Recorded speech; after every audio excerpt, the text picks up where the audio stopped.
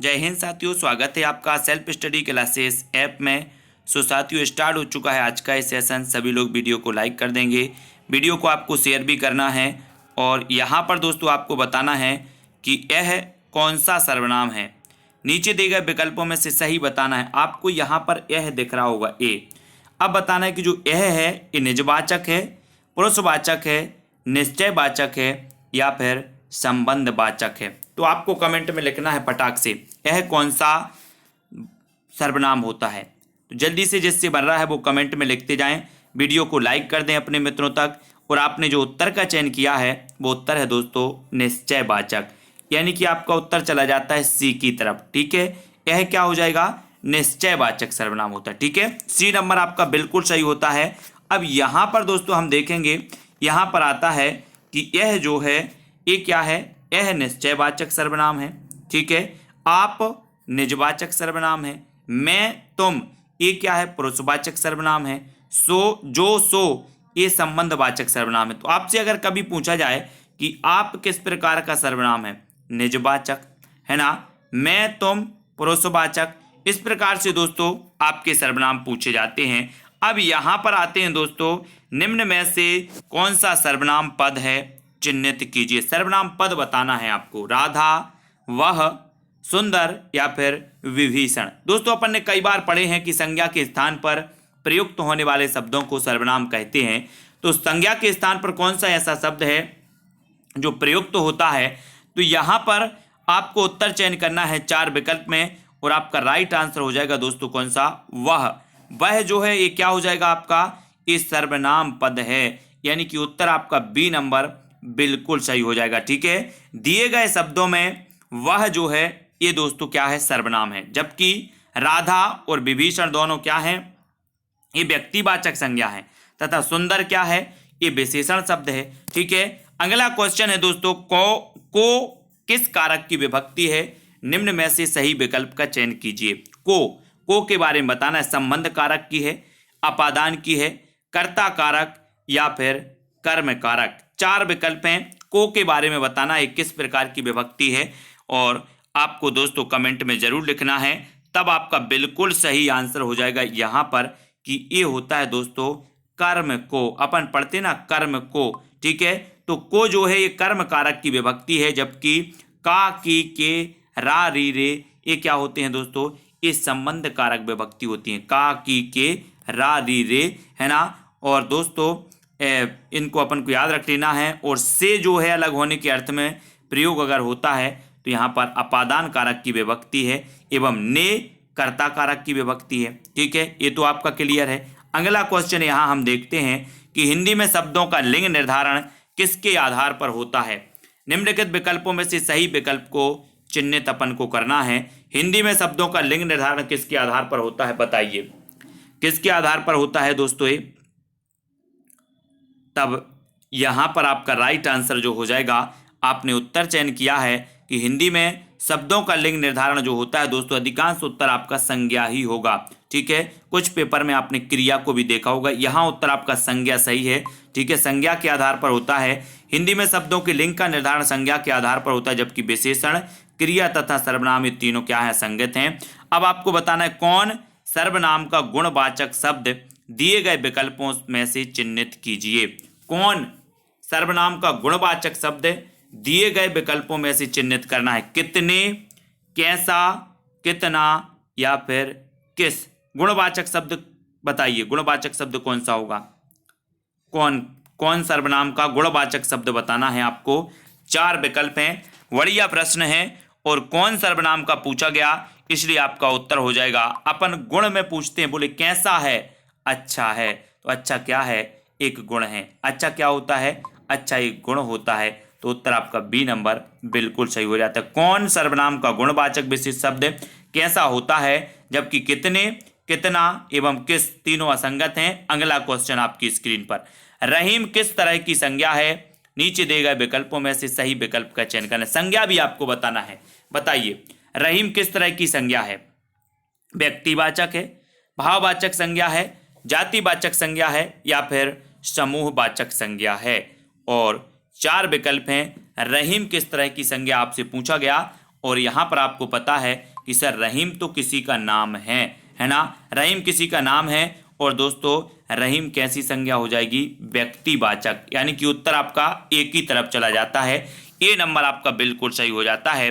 रहीम शब्द व्यक्तिवाचक संज्ञा है, किसी वस्तु, स्थान तथा व्यक्ति के नाम से दोस्तों केवल उसी एक का बोध होता है जो उसे व्यक्तिवाचक संज्ञा कहते हैं, जैसे राम, सीता, गंगा आदि। ठीक है, अब यहाँ पर आपको बताना है दोस्तों, वह तो घर खाली स्थान बैठा था। उपर्युक्त वाक्य में रिक्त स्थान की पूर्ति के लिए उपर्युक्त अव्यय का उसका भेद क्या होगा। वह तो घर खाली स्थान बैठा था, ये आपको याद रख लेना है।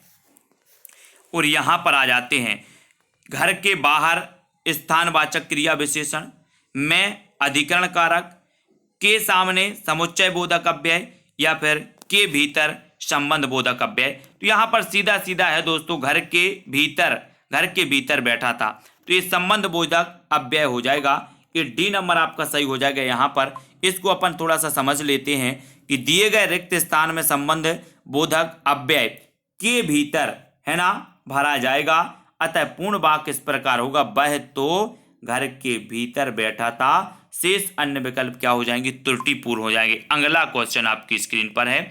अगला आपको बताना है, रेखांकित पद का कारक पहचान कर सही विकल्प को चुनिए। उसने अपने मित्र को 2 पुस्तकें दी। अब रेखांकित शब्द आपको बताना है, कर्ता है, संबंध है, या फिर दोस्तों कर्म कारक है इसमें, या फिर संप्रदान कारक है। उसने अपने मित्र को 2 पुस्तकें दी, तो बताइए कौन सा कारक हो जाएगा। यहां पर 4 विकल्प में फटाक से उत्तर का चयन आप करेंगे और आपका बिल्कुल सही उत्तर हो जाएगा कि उसने अपने मित्र को 2 पुस्तकें दी, यानी कि यहां पर दोस्तों देने के लिए संप्रदान तत्पुरुष होगा, है ना। तो यहां पर डी नंबर दोस्तों, को जब आता है कर्म तत्पुरुष में भी को आता है और संप्रदान तत्पुरुष में, लेकिन कुछ देने के लिए अगर को शब्द का, को जो कारक है उसका प्रयोग किया जाए तो दोस्तों यहां पर क्या हो जाएगा, को विभक्ति का प्रयोग किया जाए तो यहां पर संप्रदान जो है तत्पुरुष हो जाएगा या संप्रदान कारक हो जाएगा। ठीक है, उसने अपने मित्र को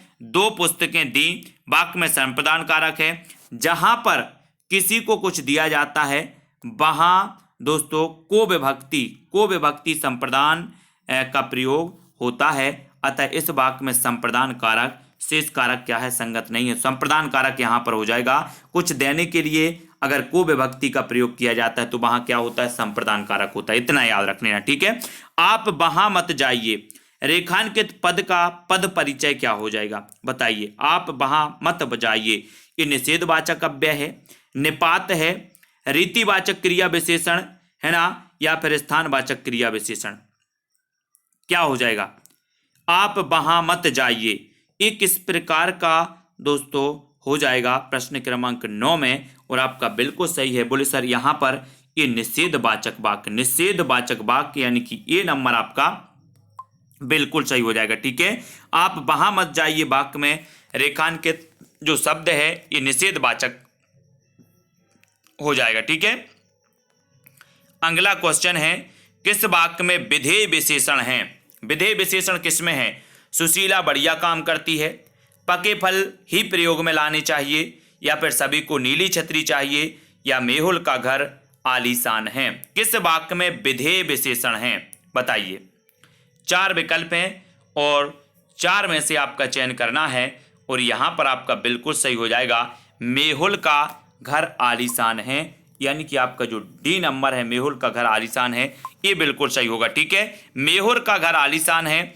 इस वाक्य में दोस्तों आलीशान क्या है, ये विधेय विशेषण है। वे विशेषण जो विशेष से पूर्व आते हैं उन्हें क्या कहते हैं दोस्तों, उद्देश्य विशेषण, तथा जो विशेष के बाद आते हैं उन्हें विधेय विशेषण कहा जाता है।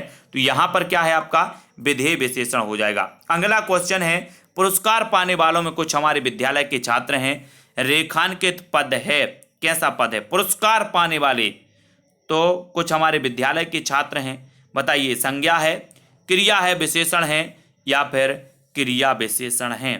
प्रश्न क्रमांक अपना 11 है, पुरस्कार पाने वालों में कुछ हमारे विद्यालय के छात्र हैं, ये आपको यहाँ पर रेखांकित पद बंद में बताना है। और यहाँ पर आपको पता है कि दोस्तों क्या हो जाएगा, संज्ञा, है ना। ये जो पद बंद है ये संज्ञा हो जाएगा और उत्तर चला जाएगा ए नंबर। कैसे संज्ञा होगा यहाँ पर देखो, पुरस्कार पाने वालों में कुछ हमारे विद्यालय के छात्र हैं। इस वाक्य में रेखांकित पदबंध संज्ञा पदबंध है, जबकि विशेषण क्रिया क्रिया विशेषण तीनों क्या है, ये गलत पदबंध हैं। इनको आपको याद रख लेना। पुरस्कार पाने वाले कुछ वालों में कुछ हमारे विद्यालय के छात्र हैं, ठीक है, तो इसको आपको याद रख लेना दोस्तों, इसको बहुत अच्छे से याद रखना, ठीक है। अब देखते हैं दोस्तों हम यहाँ पर और भी कुछ महत्वपूर्ण प्रश्न हैं जिनके बारे में हम चर्चा करने वाले हैं।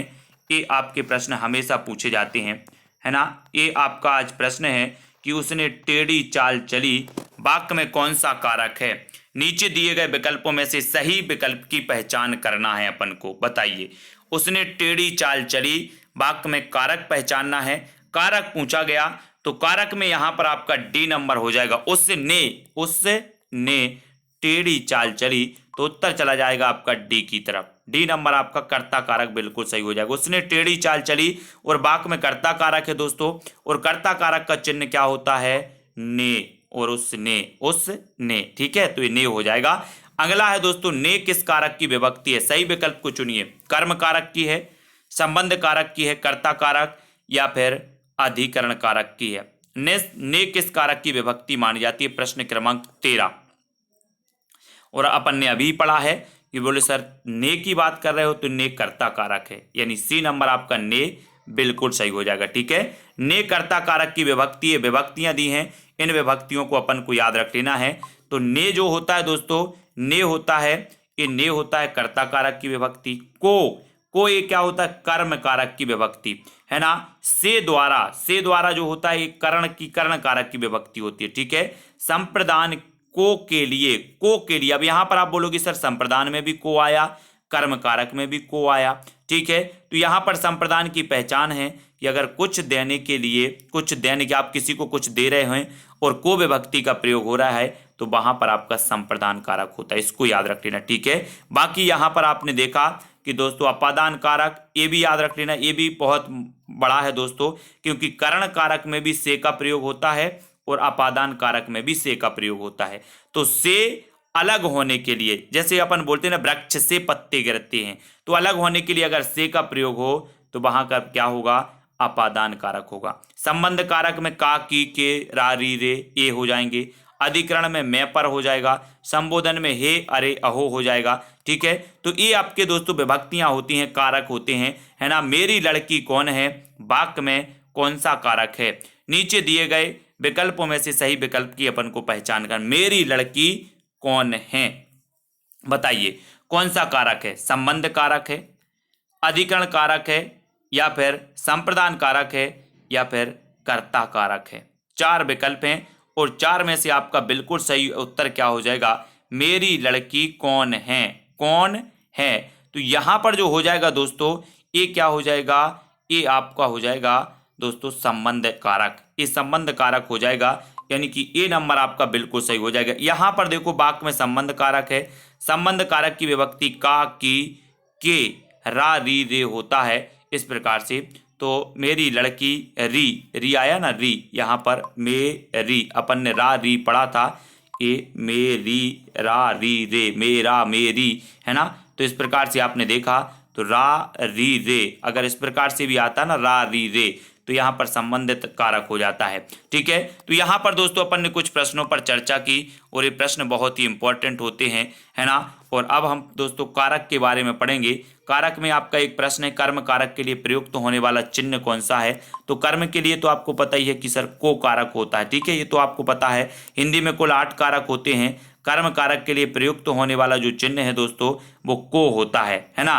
और को चिन्ह दोस्तों संप्रदान के लिए भी होता है, लेकिन संप्रदान के लिए कुछ देने के लिए होता है, ठीक है, याद रख लेना।